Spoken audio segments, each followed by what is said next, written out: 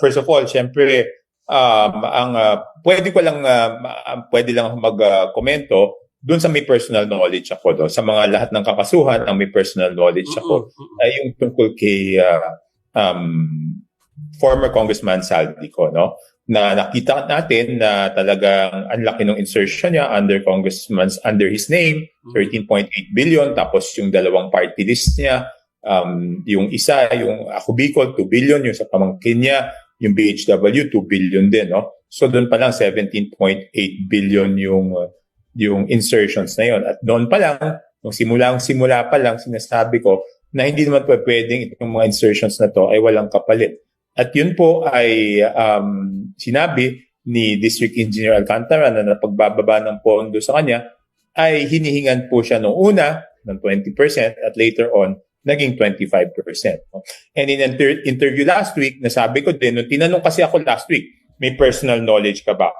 Sabi ko, may personal knowledge ako, pero hindi directly kay Saldico. Because in the year 2023, para doon sa 2024 HGAB, meron akong 3 proyekto sa Navotas na gusto ko na matapos doon sa 2024 budget. Ayaw ko na mag-intay ng 2025 budget.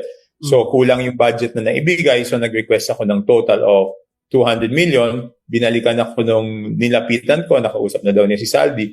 Meron daw, may pwede ibigay, kaya lang may taripa na 10% kasi daw discounted, 50% off, no? So ang sabi ko noon wag na lang kasi hindi ko kayang sabihin doon sa district engineer na may 10% yan kasi baka ako pagdudahan na galing sa akin yan. So magandang na-submit na sa ombudsman para masimulan na ng ombudsman yung kaso laban sa kanya, no? But I just think dapat mas porsigido at mas proactive lang ang gobyerno sa paghahanap ngayon kay Congressman Saldico, no? Na kahit wala pang na-file ng kaso, dapat siguro alam natin kasi may blue notice na yan dapat alam natin kung nasaan siya. At ako, ang stand ko pa rin nananatili na under Republic Act 11983 Section 4,